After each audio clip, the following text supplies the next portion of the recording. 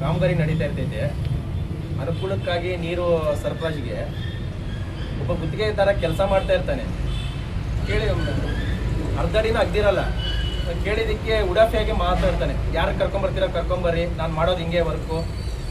ನಾವು ಕೇಳಿದ್ವಿ, ಆಯ್ತಪ್ಪ ನೀನು ಗುತ್ತಿಗೆದಾರ ಆಗಿ ಒಂದು ಬೋರ್ಡ್ ಹಾಕ್ಬೇಕು, ಯಾರು ಅನುದಾನ, ಎಷ್ಟು ಕಾಮಗಾರಿ, ಏನು ಎಲ್ಲ ಕೇಳಿದಕ್ಕೆ ಅವ್ನು ಏನು ಉತ್ತರ ಕೊಡ್ತಾ ಇಲ್ಲ, ಉಡಾಫಿಯಾಗಿ ಮಾತಾಡ್ತಾನೆ. ಯಾವ ಅಧಿಕಾರಿಗೆ ಹೇಳ್ತೀರಾ ಹೇಳ್ರಿ ಹೋಗ್ರಿ, ಯಾವ ಮಿನಿಸ್ಟ್ರಿಗೆ ಹೇಳ್ತೀರಾ ಹೋಗ್ರಿ, ನಾನು ಮಾಡೋದು ಹೀಗೆ. ಇಲ್ಲಿ APMC ಹಲವಾರು ಸಮಸ್ಯೆಗಳಿವೆ ಸರ್. ಯಾವ ಅಧಿಕಾರಿಗಳು ಸ್ಪಂದನೆ ಮಾಡ್ತಾ ಇಲ್ಲ ನಮಗೆ.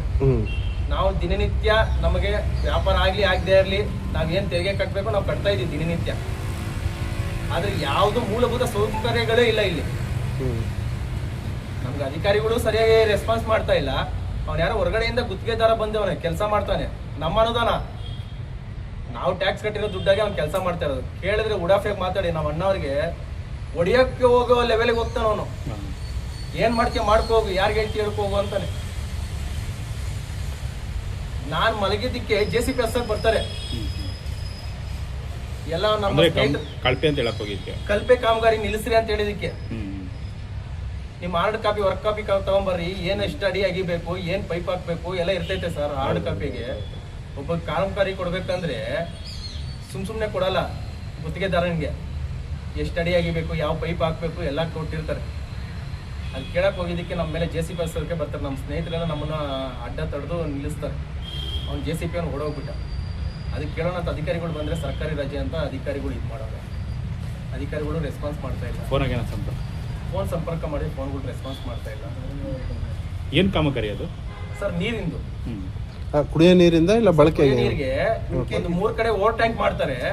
ಪಬ್ಲಿಕ್ ಅನುಕೂಲ ಆಗ್ಲಿ ಅಂತ ಒಂದು 3 ಕಡೆ ಓವರ್ ಟ್ಯಾಂಕ್ ಮಾಡಿ, ಆ 3 ಕಡೆ ಪಬ್ಲಿಕ್ಸ್ಗೆ ನೀರ್ಗೆ ಅನುಕೂಲ ಆಗ್ಲಿ ಅಂತ. ಶುದ್ಧ ನೀರಿನ ಘಟಕನೇ ಇವತ್ವರೆಗೂ ಉದ್ಘಾಟನೆ ಮಾಡಿಲ್ಲ. ಆದ್ರೂ ಯಾರ ವೈಫಲ್ಯನೇನೋ ಗೊತ್ತಿಲ್ಲ ನಮ್ಗೆ. ಮತ್ತೆ 3 ಓವರ್ ಟ್ಯಾಂಕ್ ಮಾಡ್ತಾರೆ. ಏನ್ ಸರ್, ಒಂದು ಶುದ್ಧ ನೀರಿನ ಘಟಕ ಕಟ್ಟವ್ರೆ, ಅದೇ ಪಬ್ಲಿಕ್ಸ್ ಕೊಡಕ್ಕಾಗಿಲ್ಲ. ಅದು ನಮ್ಮ ಅನುದಾನನೇ. ಕರಿಗೌಡರು ಸಾಹೇಬ್ರು ಇದ್ದಾಗ ಮಾಡಿಸಿದ್ದು, ಅವ್ರ APMC ಇದಾದಾಗ. ಇಲ್ಲ ಒಂದ್ಸತಿ ಯೂಸ್ ಆಗಿಲ್ಲ, ಅದು ಒಂದು ಸತಿಗೆ ಯೂಸ್ ಆಗಿಲ್ಲ. ಮತ್ತೆ 3 ಓವರ್ ಟ್ಯಾಂಕ್ ಮಾಡಿಸ್ತಾರೆ ಮಾಮೂಲಿ ಪೈಪ್ ಇದ್ರದ್ದು. ಏನಕ್ಕೆ ಮಾಡ್ತಾರೆ ನಿಮ್ಗೆ ಸಾರ್ವಜನಿಕರನ್ನ ಯಾಕೆ ಈ ತರ ದುಡ್ಡು ಪೋಲ್ ಮಾಡ್ತಾವ್ರೋ ನಮಗ್ ಗೊತ್ತಾಗ್ತಾ ಇಲ್ಲ. ಕೇಳಕ್ ಹೋದ್ರೆ ಗುತ್ತಿಗೆದಾರ ಉಡಾಫಿಯಾಗಿ ಮಾತಾಡಿ ನಮ್ಮ ಮೇಲೆ ದೌರ್ಜನ್ಯ ಮಾಡ್ತಾನೆ. ಅದು ನೀವು ಕಳಪೆ ಅಂತ ಹೇಳ್ತೀವಿ. ಯಾಕೆ ಕಳಪೆ ಅಂತ? ಇಲ್ಲೆಲ್ಲ ಗಾಡಿಗಳು ಒಂದು 40 ಫೀಟ್ ಕಂಟೈನರ್ಗಳು ಓಡಾಡೋದು.